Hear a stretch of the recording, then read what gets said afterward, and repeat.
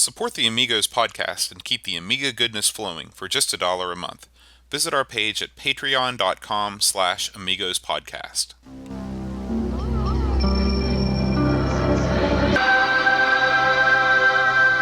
Amiga, the first personal computer that gives you a creative edge.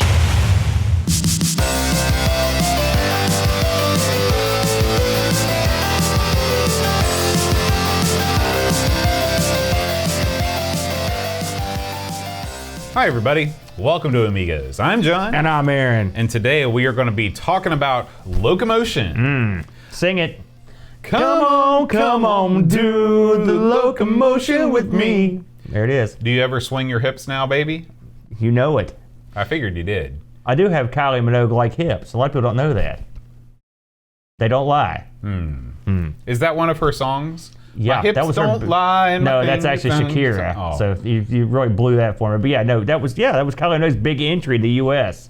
The Locomotion, which is I think is a cover of a song from Grand Funk Railroad. I don't know if they did. Who did the original version of that? It was a girl group.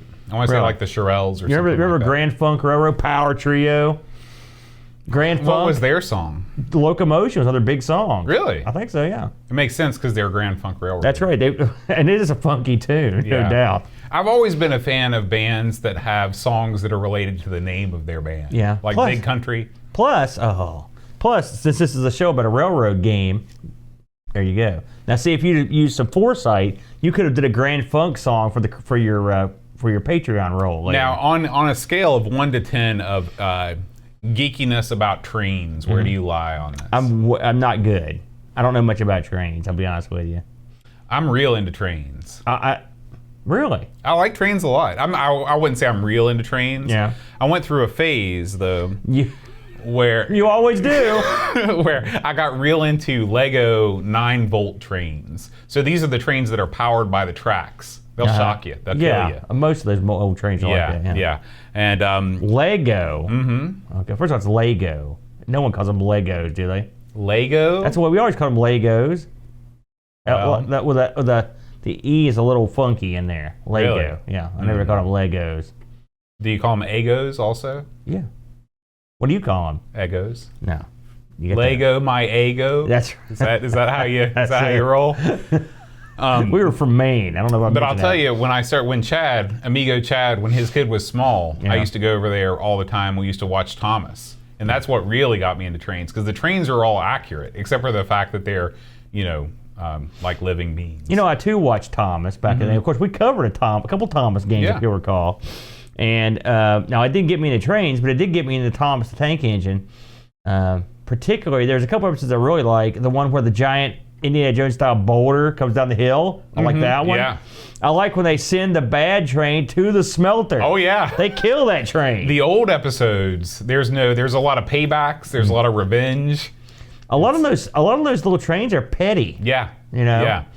And jerks. They There's are. A whole, would you ride on a jerk train? I don't think I would want Thomas to. is great for introducing kids about the real world. There's a lot of pettiness. There's a lot of jerks out there. There's a lot true. of sending people to the smelter. And people will take advantage of you. And also, Thomas is often underdone by his own bravado or his own hubris, longing as to it be the best. Right. Right. It's a wonderful show. It is. Now, what about the ones where they're sort of animated? Those I throw in the garbage. The Those ones are that no computer good. animations? Yeah. Whenever Yeah. they don't have the song anymore.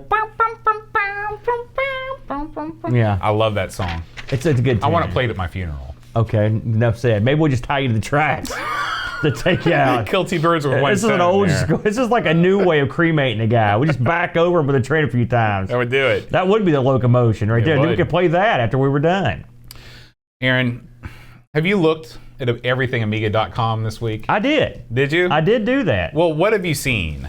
This may alarm and amaze you both. Okay. But there is a new, brilliant article from our good buddy, the Dream Catcher.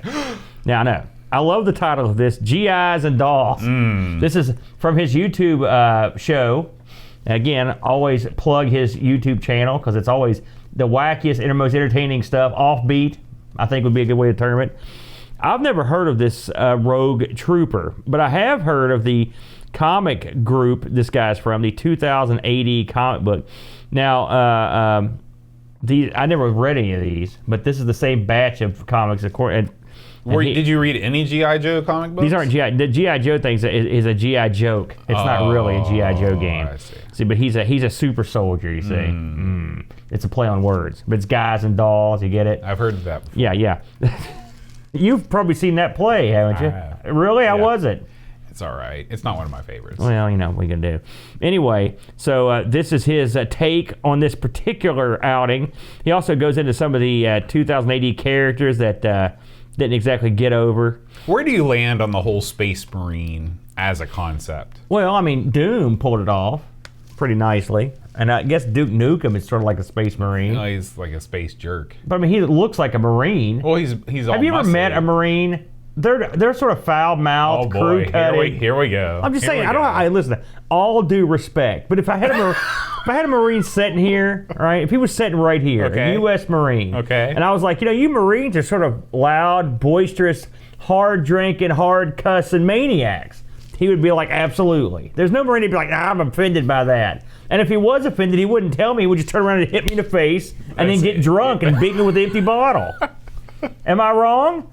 So I don't have a problem with Space Marines. Someone's got to protect us from space bad guys. That's true. What they do. That's true. They're the long arm of the law. They are. If you give Space Marine, man, that would be a real rough go, though. It would be at least because if you never see these guys. They're always cryogenically frozen and sent far into the future. Yeah. You wake up, what do you got to do besides being a Space Marine? It's a long, lonely Not to life. mention, if you're in, let's say, for example, you're in the desert, as a lot of Marines have been. Let's say you get up, you take a bath, or you take wash off, whatever you do, and then you're in the desert and you're a Marine. You're pretty much on Earth. Mm-hmm. You're a Space Marine. Whoops, I'm out of air. You're dead. Yeah. Somebody punches your helmet, and that can happen to anybody. Yeah, anytime, anywhere. I don't care how tough you are. If you're the toughest Marine on Earth, you can be killed because there's a pinhole tight That's little right. Rogue bit of in your space hat. dust. Yeah, so it'd be it's a tough goal. Yeah. Maybe they got better toques in the I've got all the future. sympathy for Space Marines out there. Yeah. They have my heart. Well, then you should read this article here. I should. From I the should. Dream Catcher. And also, I recommend the video. There you go. What do you got for us this Some week? Space Harrier there. That is a Harrier. That's a ripoff of that. Yeah, that's what he goes into that. Well, let's take a look at our YouTube channel to see what else we've been up to outside of this show. Looks like there's a new featured Taylor Swift I was video. going to ask you why that was there, but I'm not going to ask. You a big Taylor Swift fan, are you, Boat? I don't know that I've heard, we played Shake It Off in band one year. Shake it up. And so I feel that I'm well qualified to speak on all matters of Taylor Swift. They make it really hard to get to the channel sometimes. They give me this I'd go to the video manager. That's where video I usually go. manager. Okay. Yeah, not that. I'm going to view all. There you go. Now, there you got it. Now. Okay, talk about this video, Dungeons and Dragons Tower of Doom. Oh, boy. We had a lot of fun doing that, didn't we? Yeah. Me and Boat and my son, the Luke, we got together one night for no good reason, on the spur of the moment, and went all the way through Dungeons & Dragons Tower of Doom, the arcade game. A lot of fun. Luke has watched this video. I think he accounts for the majority of the views. He finds this, and he's one of those kids that is highly amused at his own antics. That is every kid that's ever been born. He kicks back and I'll come in the room and he's cackling. And I'm like, what's so funny? He's like, look at that. That's me. Yep. So I've got another one of these ready to go up next week. Which is a more obscure game that me and Luke played a while back. We're going to put that one up. But yeah, we might do these every once in a while for fun. Just some crazy arcade stuff. I enjoyed that. And also, we actually did beat the game. So. And you and Brent have been busy with the Sega Saturn. Let's see. How'd you pronounce that? Boy, you really don't know. Sega. Sega. You said Sega. Yeah, because it's an S-E-G. But no one says it that way. It's Sega. Okay. Yeah.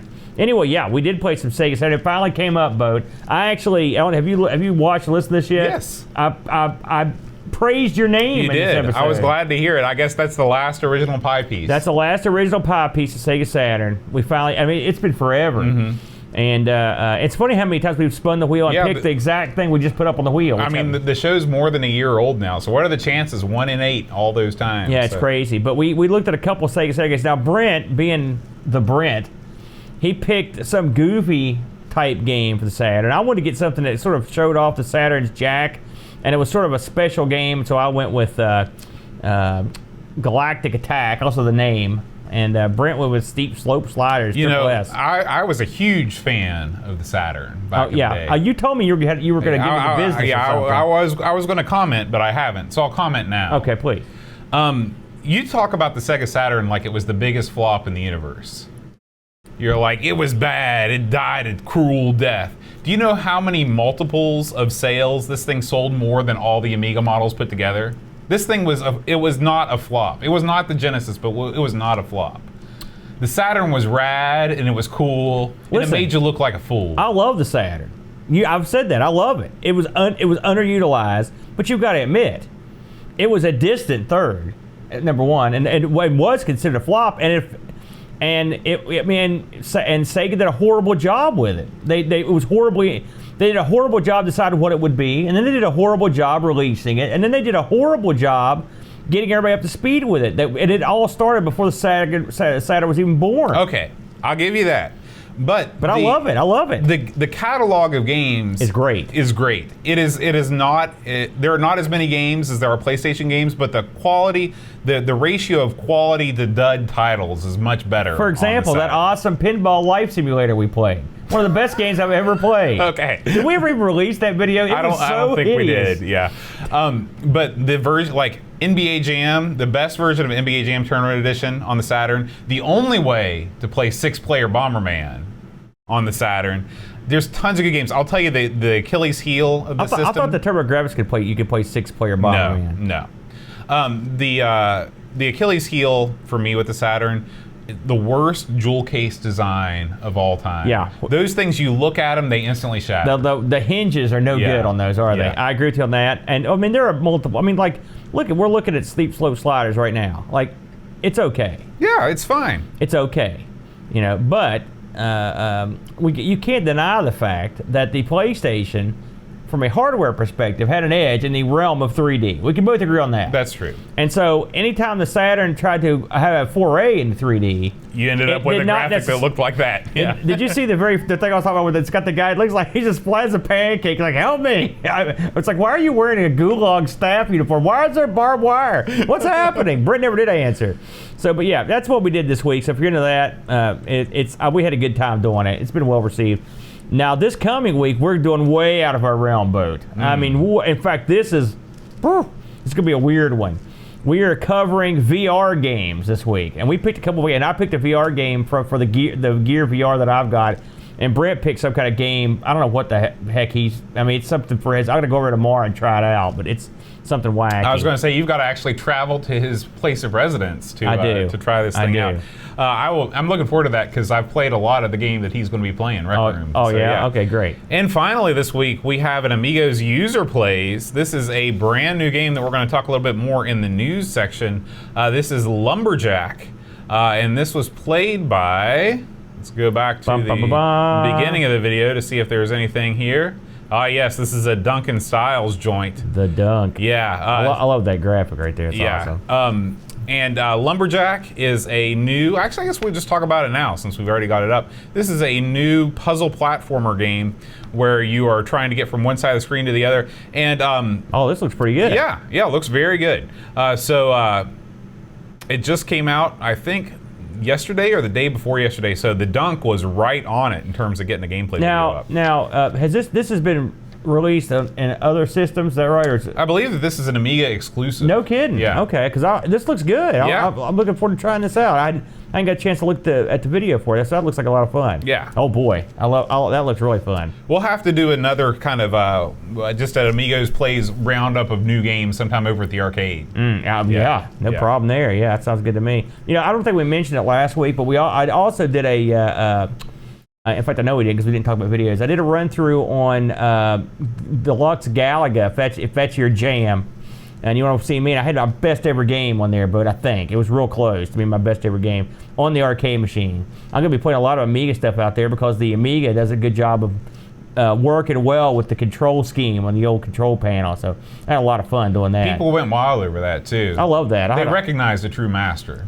Well, listen, that's a fun game. Like I said, it took everything that was great about Galaga and made everything better. It's just fun. Lots of crazy secrets. Every time I play it, I see something new. You know, so I had a lot of fun with that one. And the last thing is if you're into MMOs and you're into Mo. all of all the latest and greatest hot scoops for City of Heroes, we did put out a City of Heroes What's Going On video last week, which is now totally out of date, so you're going to have to tune back in It's again. like part one. It's Right. like a cliffhanger. Yeah. I will say, I did get to play City of Heroes this week, and it was glorious. It was a dream come true for a COH fan, so I really enjoyed it. Yeah.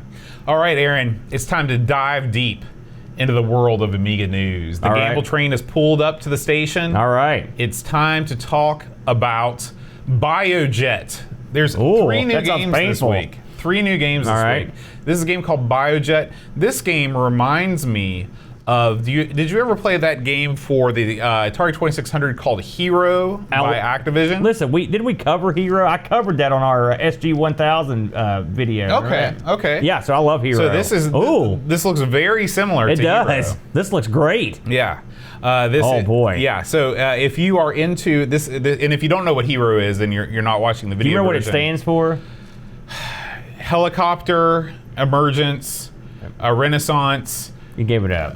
Oreo. I think helicopter emergency rescue operation. Yeah, Something like that. that's probably it. You know, this guy this guy doesn't have the helicopter. He's got a jetpack. Yeah. Yeah, good so thing. the Hero guy had a helicopter, but apart from that, this looks very similar in that you're traversing a stage, you're solving puzzles, you're getting keys.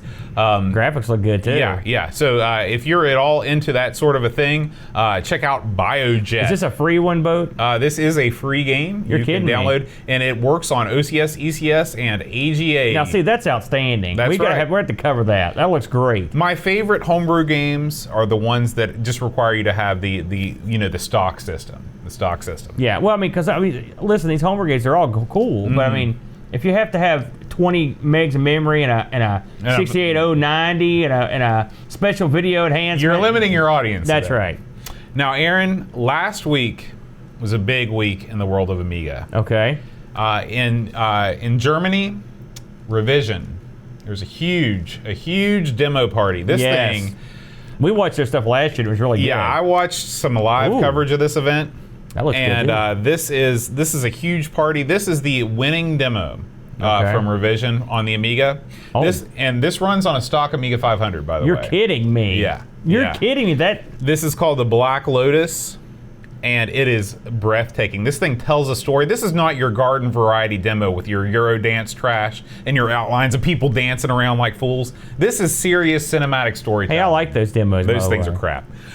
So this thing is 5 minutes long, and I highly suggest you watch the whole thing. Oh man, it this does is look. I gotta watch this. it This is does a look good. masterpiece. Yeah. It's a masterpiece. Wow. That opening, just that opening animation was stunning. I couldn't believe that.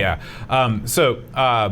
And if you haven't seen any of the Revision coverage, a lot of it was archived on YouTube. I'd love to go over to Germany one day and see it in person, but talk about being outclassed by people smarter in every way than you are. These guys You are, would be the guy serving them drinks. That's right. And I would be the guy that would be pouring the drinks to give you to serve them. I'll be around with the order of prey. That's all I gotta say. That looks really good, Yeah. man. Oh man. Next up, Lumberjack. We already talked about that. Yeah. Let's round out the news with our buddy 10 Mark. The 10-minute Amiga Retrocast is back this week, and he's talking all about the power of AGA graphics. Now, we've talked a little bit about AGA graphics because that's all we can talk about, because neither one of us are huge graphics guys. Do you know the difference between the different ham modes? Hold and modify is ham. Could I tell you any distinct details amongst them? No, I can't. Right. So we leave that to the experts, and by the experts we mean the 10-minute Amiga Retrocast. That's right. He knows. Check him out. All right, Aaron. That's it for this week's news. The Gamble train has left the station. There's one more item I wanted to mention. Oh, okay. Retro Man Cave, our good buddy, has an Amiga-related video up this Really? week, and it is about a PC card. I know you always get on me because I think these are interesting, but I do.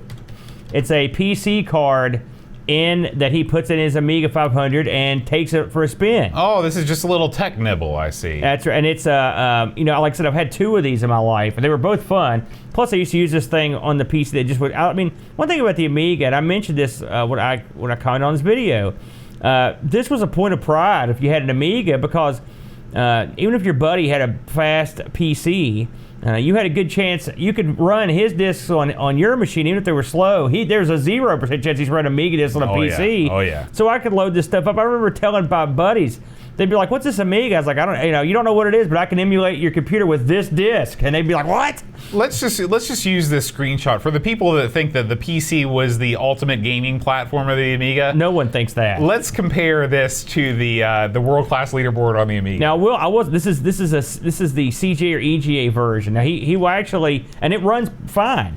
Here in a moment, he actually loads up the VGA version, and it looks good. But that's it right there. Oh, here we go. I mean, it looks very similar, but it runs poorly because this thing is basically, the processor on this is not a high. It's like I think I said 10 megahertz, something like that. So it's a low end processor. But they made these bridge boards and whatnot that would run at a much higher clip.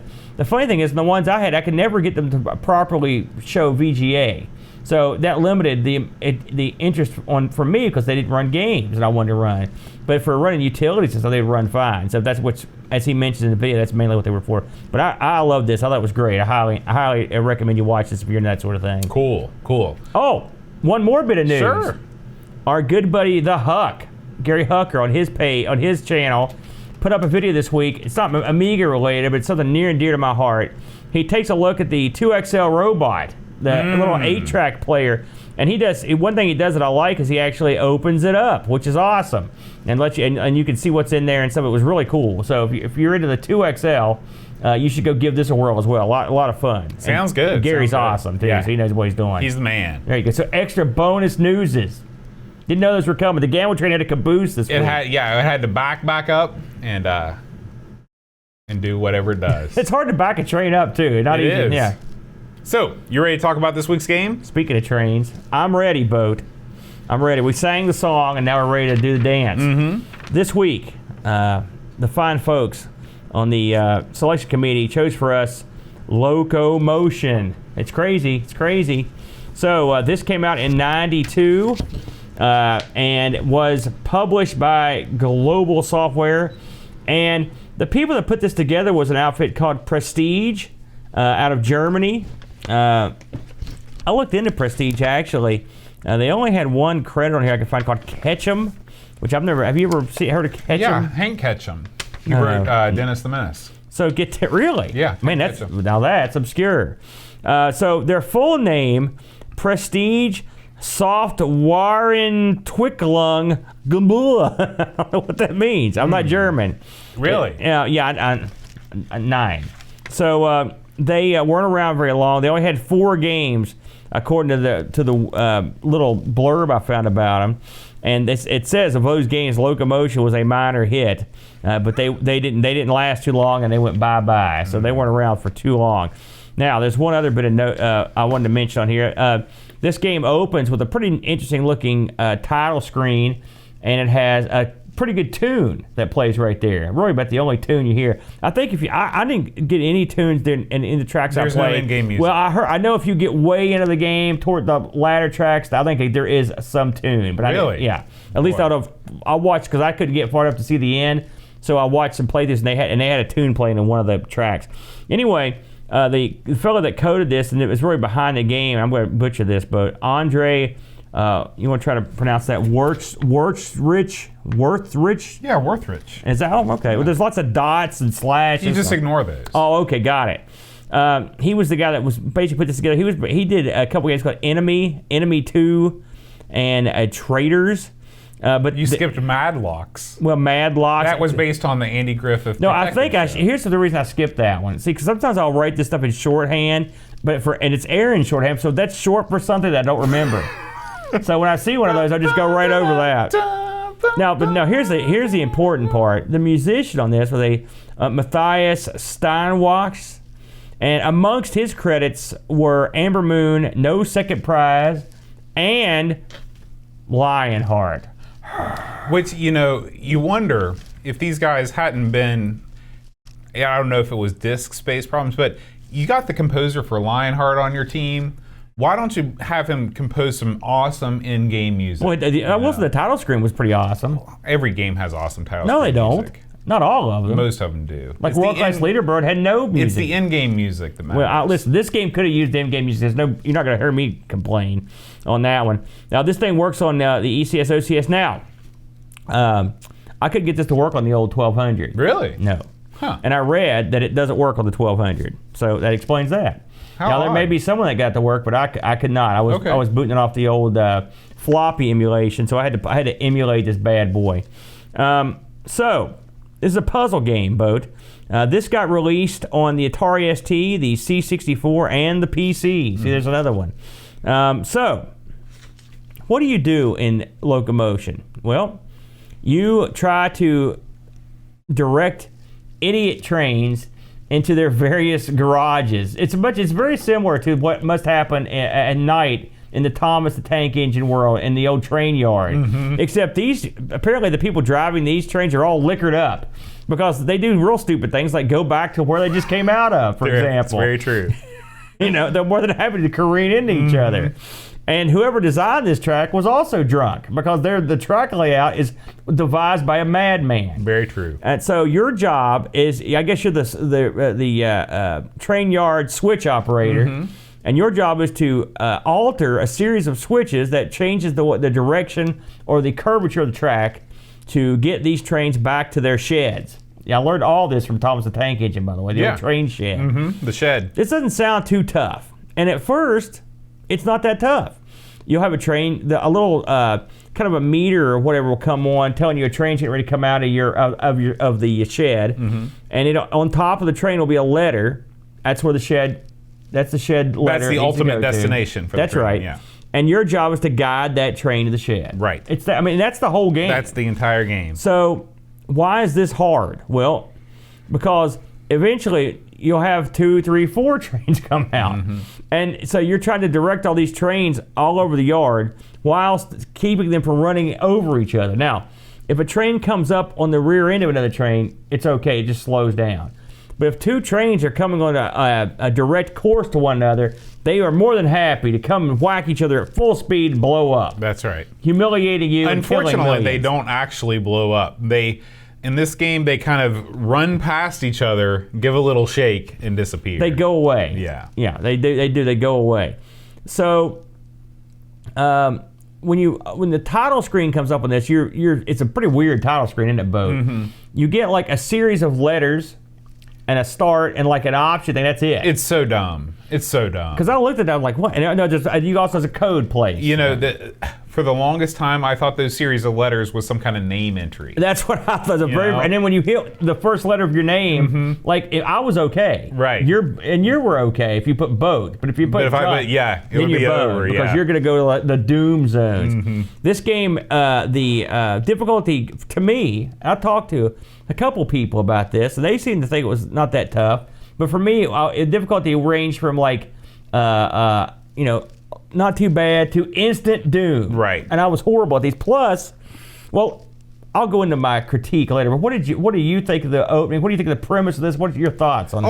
In principle, I think I love this kind of game. I've played various train games like this, even to this current day. There's a game called Mini Metro, where you are doing a similar thing where you're drawing lines between subway stations. You're basically creating a subway map on the fly while people are waiting to get on the train.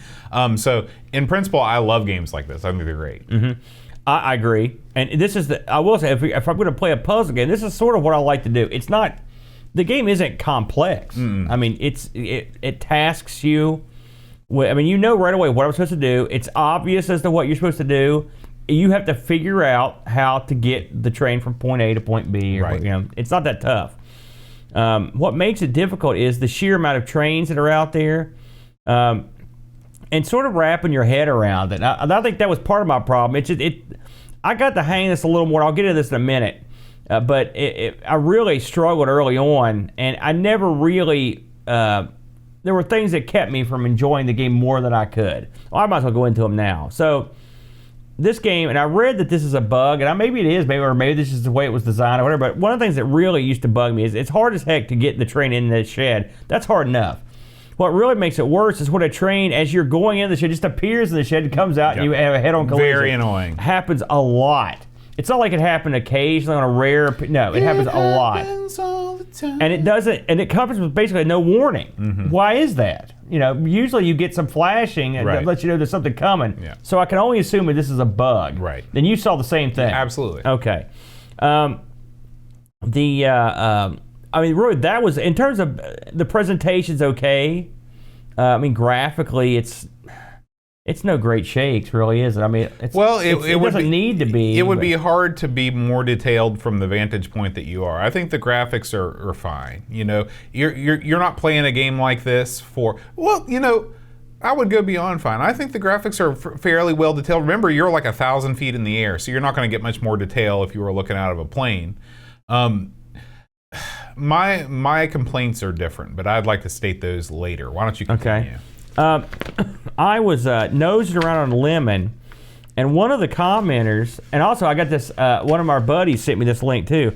One of the commenters mentioned that he had, at least on Lemon, and you can take this with a grain of salt, that he had actually made this game. Oh. And he had a web page address for a game, for a web-based version called Loco-Locos, and it was Loco-Locos.com. Okay. And I went there and tried that one a few times. Now this game is it's obviously more modern. It runs in your browser, but it's the exact same game with a few differences. The one big difference is that it's a lot easier to tell what tracks you're switching. Like it's more graphically, it's more detailed. And the other one, at least I got to the level where it actually even provided stoplights at some point. I will say cool. that my biggest gripe with the graphics in this game is that the little switch flags are too small. They're too. I agree. It would be nicer if they were more. I would like to see that really something that lets you know the whole. When you're in a crunch, you need to do something quickly. It's too small, and you don't quite get the idea of exactly what's going on. Yeah. It's not confusing. It's just not. You need I need a little more visual cues. Me too. Right there. Okay, Me too. I'm old. The other game is better at that, and like I said, up to the point where I got it even includes areas where you have to have stoplights activated to stop trains so the other ones could go by. So they actually up the complication of it. I actually enjoyed that more than the Amiga version. It's just basically the same game, but this game's been done a million times. Yeah. But since the same guy said he did it, I thought I'd mention it on here. I think this game, I think it was up to 6 or 10 levels before you get to a point where you get a code. Now I went and downloaded the codes. I went and found codes so I could look ahead. But it's tough early on, and you have to go a good ways before you get basically a code, so you don't have to go through that stuff again, which is annoying. Each one of these levels has quite a few different. I mean, it's not every level is the same track. But I mean, like for the first, I think it's every level has 6 levels, something like that. So you end up playing the same track six times. Which is the freaking curse of Amiga level design. Go ahead. Okay. I'm sure you were going to bring this up, weren't you? Yeah. Instead of making, you've got 6 different terrain types. Instead of making it 1, 2, 3, 4, 5, 6, then looping back around on the first, they make you play 6 farmland tracks in a row, then 6 desert tracks in a row. This is the kind of thing that happens all the time on this platform, and it really grinds my gears. Ooh, well, it's funny because that's something I don't know if I've seen that a lot anywhere else. You see it all the time on consoles. Could we go? Oh, really? Okay. Super Mario Brothers. Level 1, you're in the air, or you're in the normal place. Level 2, you're in the sewer. Level 3, you're in the treetops. No, Level so 4, you're in the castle. What you're saying is that you never see this on console. You never see this. You never see this. That's what I meant. Console. Right. I don't know if maybe it's a European thing, or you think that's what I think people didn't play enough good games in Europe at this time. Boat. I'm not going to agree with you on that. I'll lay it down like it is. No. So I will say something else. I want to reiterate this because I did not like. There were certain levels of this I found not appealing to look at. I know you don't think the graphics are a big deal, but it bugged me, and I just didn't like them. I'd like to have had. I will agree with Boat. It would be nice to have some differences in the track. To me, I think that would have been more fun. Do you think there's a pattern to how these things come out? I couldn't tell if there was one, or is it random every time? I want to say that it's probably random, just because it will make the game a lot easier to program.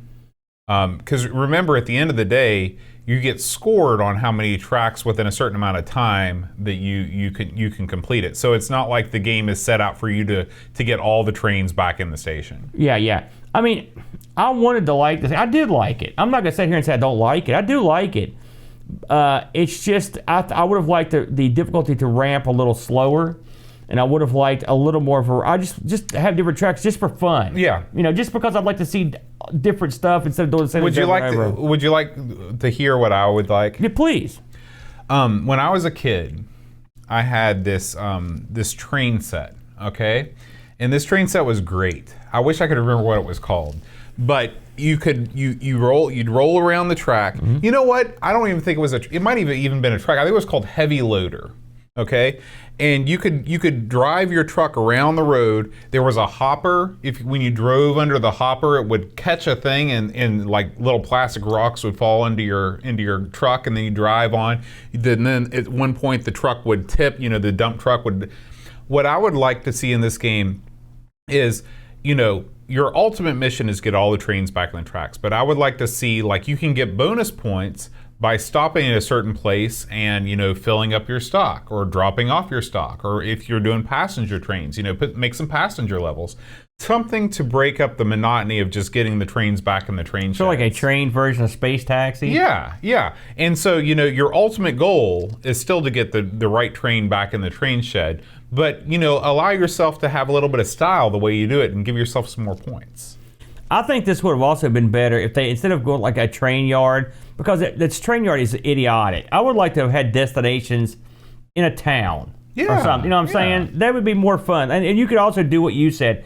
You could say this was past your trains, and each level could be, maybe one level you're taking past you somewhere, and one level you're delivering cargo or whatever. It'd be kind of fun, as opposed to just goofy hodgepodge of tracks in a sort of generic background. It would mix things up in a very good way. Also, some better sound. I mean, like I said, the music, not just the music, but just cooler train stuff. Trains are cool. I want to hear all aboard. Mm-hmm. Oh yeah. I want to hear. I mean, it's got some of that, but it doesn't have like. You could really. I mean, trains have a lot of atmosphere. There's no better kind of foundation to write good music than a train, because the train has a rhythm to it. Chugga, chugga, chugga, That's chugga, right. chugga. And I mean, you could lay down so many awesome tracks over top of that. Yeah, I agree. Yeah, I think no, but I mean, okay, let's back up for 1 minute. Where basically what you were doing is dressing up a game that is a very simple game at its core. This is, I mean, and Roy, Tetris didn't have any of this stuff. It had good music, but I mean, you've got a good puzzle game here if this is your cup of tea. And if you can get past the bugs, that one bug in particular, you've got something here that's fun to play. I mean, will I sit down and play this again? Probably. I don't know if I'd play this over the web-based one, but I would, it's not that bad a game. But I think it's a missed opportunity to have done more, especially since you're really working with rudimentary graphics. You could have spiced it up in a number of ways, which we described, and had something that you could have really hung your hat on. Some awesome music, some sound effects, make it a nice town, or a countryside or whatever. Shuffle up the levels a little more appropriately. This would have even been a great game, to seek out the Thomas license for. Sure, this would, I mean, it would make a lot more sense, and plus you could give all the other trains. Think about this: you could give them dialogue. Hey, Thomas, get out of the way, right? And Thomas could do his shtick. I'm a really useful engine. Yeah. And when they whacked each other, now you couldn't have them explode. No, but you'd have them do what they do in the cartoon. They bounce back and their eyes go woo woo woo. Yeah. See, we've got a winner. I think we got a winner right there. I agree with you. That would have been perfect. Or even one of the big toy train manufacturers could have done something. You could have done something with this. Overall. And by the way, again, the title screen, that's no good either. No. So this game is a mixed bag with me. I liked the concept of it, not an original concept, but I liked it. This reminded me a little bit. Did you ever play a game for the Intellivision? It was a train game where you shuffled tiles. As a train went around, you shuffled tiles to get it from one point to another. You had to keep shuffling tiles to keep the train moving. Seems interesting. It is. It was a pretty interesting game. This sort of reminded me a little bit, but overall mixed bag to me. What about the magazines at the time? What did they think? It's funny you should mention that, Mr. Boat. So I looked this up. The Lemon people really. The Lemon folk? They liked it. 7.88, a very good score. They like everything. Now listen to no, they don't. They're not. They're pretty particular. So I looked up some different. Now listen, these are all over the map, okay? And I even looked into some of these just to see what was going on. So Amiga Action gave this a 68%, a pretty low score. Amiga Force gave it a 65, and in their article they also mentioned that bug we talked about. And they also mentioned that sometimes the background made it difficult to see what was going on, which that's true. And they also mentioned that they thought this was a pretty budgety game to be charging full price. True. I saw that mentioned a couple times. Amiga Power, 84%, a very favorable review. CU Amiga gave it an 80%. Now the Amiga magazine I want to focus on, Amiga Format, gave this a 19%. And it was a full-on burial of this game. I mean, they buried this game. What magazine is this? This was Amiga Format. Wow. You know, they buried this game. The guy hated this game. This game does not deserve like his 19%. first line was like, "This is the worst." Something like this game is the worst game I've seen for. He killed it. That man should be fired. And then afterwards he goes, "Well, I guess they pay me to write more, so here's some more." About it, but he just killed it. I was like, man, so I don't know if they had a grudge against these guys. Because this is a fine game. 19% though, that's brutal. That is brutal. It's not. I think 68%. That's about right. Yeah. I wonder if this game wouldn't have been better served if they would have cut half the levels and released it as a $5.99 budget title. Well, I mean, it does seem more budgety. It does. Than the thing. And one of our Duncan in the chat asked if we tried the editor. I didn't try the editor. Did you have to go at it? I don't enjoy level editors. I like them. I know some people do. I like to play the game that the guy wrote. The editor, an editor would probably make this a little more interesting. It'd be fun if you could lay in your own graphics with the editor. I'd make it more interesting. My thing with editing stuff like this is like I'm so stinky at it. I don't know what I could possibly design. Exactly. Maybe I can make a track that's just one big O. Yeah. And then have one. You always get back to the shed. That's what I need to do. But overall, like I said, I thought it was interesting. I think it was kind of a weak attempt, but the actual gameplay was good enough to save it for me. We did have some reviews on our Discord channel. Yeah, I was supposed to remind you of that, wasn't I? Hey, Boat. Pixels at Dawn says, this is a fun and dangerously addictive puzzle game, if a little too easy to start with. Right mouse speed up is a godsend. That's one thing we forgot to mention. Yeah, you're right, Pixels. Being able, once you've got all your trains going where you want them to go, holding that right mouse button is great, being able to speed up time. Oh, God. Can you imagine sitting there? And if something else I want to mention before you keep going. The amount of time that the chains come out is weird. Sometimes you'll sit there with nothing going on. You know, well, again, I think it's all they use random number generators and all that stuff. He says, desperately need some smooth jazz playing in the background to complete the chilled atmosphere. No. 8 out of 10. Chris Fold says, a decent little puzzle transport game. Graphics a bit fuzzy for my liking, and lack of music makes it dreary. And some bizarre quirks, such as trains coming out and wanting to go straight back to the same depot, and new trains coming out when the one is going in. Yes. 6 out of 10. Yes. Our Swedish friend Barkbit says, fun puzzler that starts out easy but gets quite busy fast. Yeah. The graphics could be clearer since it can be a bit hard to see where the trains will go, and some background music would have been nice. Yeah. All in all, a fun game that's easy to get into. 7 out of 10. And finally, Graham Vebke. Those who know me, though my soft spot for puzzle games like this. I think he was the member of the game selection committee that suggested this one.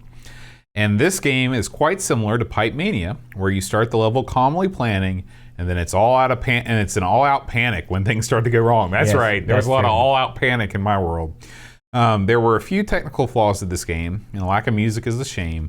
But it's a train game and a puzzle game, and I love it. 8 out of 10. Let me ask you, which did you prefer, this or Pipe Mania? Oh, I'd sit down with you right now and play Pipe Mania. I think Pipe Mania is probably the more fun, although this is the easier to get into. Not only is Pipe Mania a better game, Pipe Mania has turned into one of my all-time favorite games, which I never would have played if it hadn't been for this show. I think this game, if they would have toned down the difficulty, would have been a great introductory game to people get into puzzles. Well, it's funny because one of the magazine reviews that I read said it was granny friendly, which is like their patronizing way of saying it's for people that aren't gamers. So Did you think it was granny friendly? No. Okay, I was gonna say I'd like to meet that granny. Yeah, I thought this game got game. This game got hard quick. This is a solid puzzle game. This is a solid puzzle game on any platform. It kind of set the stage for what followed it. It would be interesting to kind of track the evolution of the train puzzle game.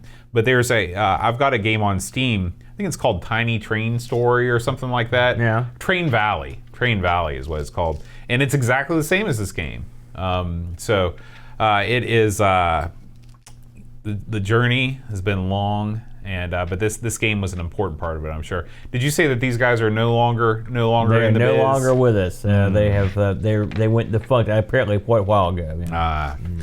Well, Aaron, we got a new Patreon supporter this week. We always like to welcome our new Patreon supporters. Yeah. Kate Fox, one of our rare female supporters. We're glad to have her. I've seen her all over Discord. From the great state of Texas. Hell yeah. That's right. Hell yeah. That's right. I think she's near Houston, I think. Yeah. So welcome, Kate. We're glad to have you. Last week, our Patreon song was Science Fiction Double Feature. I'm the only one that got it. I did it for you from the Rocky Horror Picture Show. I can't believe no one got that. I thought it was obvious. Yeah, unfortunately, no one wrote in. So say my name. When no one is around? No. Say baby. No, I won. So you've got to announce how great I am. I'd like to thank Aaron Dowdy for talking in with his correct answer. Thank you. As always, you can either talk to me on the show or write in to john@amigospodcast.com. It's the only one I've gotten for months. That's why I'm so happy about it. Yeah. I suck. So this week we're going to try something else. If you know the answer, john@amigospodcast.com. Is this another show tune of some sort? No. Oh, okay. We're going back to the well of classic rock and roll. You guys sings like a little twinkle took a little stars. Here's a little Strauss for you. That would be awesome.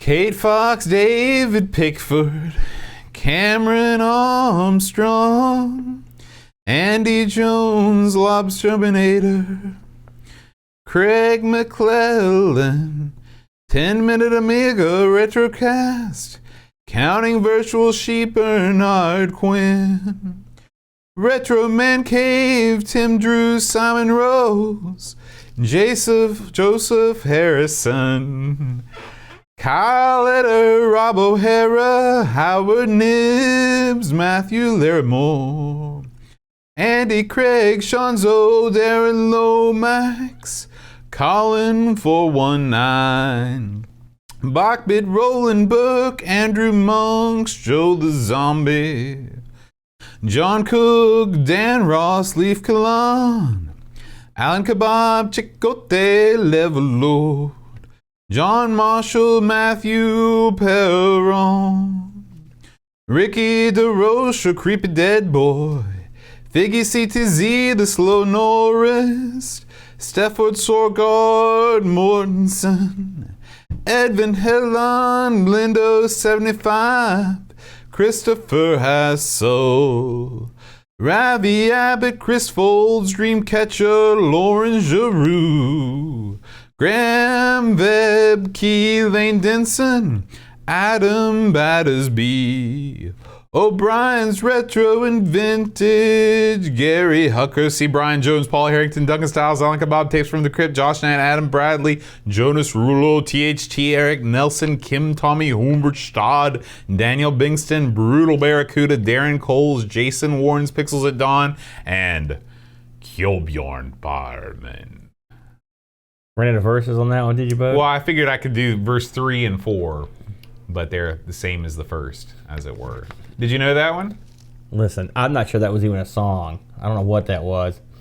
I didn't do the big falsetto. I thought it was a prolonged belch. I don't have any idea. I don't know what that was. You know, I'm having to make some deep cuts. I'm gonna have to go back to the well and pick some easier stuff. Is that a B-side on someone's This is a song debut album. If you listen to classic hits of the 60s and 70s radio, you'll hear that song at least once a day.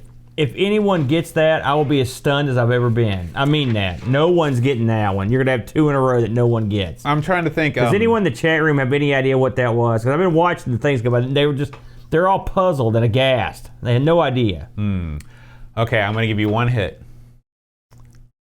Lime, coconut. That's it. That's all you get. No, I don't know. All right. Next week, Aaron, we're going to be playing a game that sounds like it could describe either one of us. Disposable Hero. No. That's a backhanded compliment if I've ever heard one. So, cool. Yeah, we'll see what that's all about. Until then, guys, thanks for listening. I want to thank all the fine folks in the chat who are tuning in live with us. Necronom, Barkbit, Duncan Styles, Pixels at Dawn, Edvin, Helen, Lobsterminator X, Michael Ryan, Picard 2005, 10-Minute Amiga Retrocast, Steve Rasmussen, Bjorgen Goransson. The future was 8-Bit Channels hanging out here. Retro Man Cave was around earlier. Alec Mold, Kate Fox, Craig McClellan. Thank Hazy33. Thank you guys so much for being here with us. We do record the show live every Friday. In case we don't, unless we don't, but we should be. And we'd love to have you join us. It's always a party in the chat. That's right. And yeah, I guess that's it. We'll see you next, good, buddy. Yeah, we'll see you next week, guys. Keep playing the Amiga. See you next time. Adios.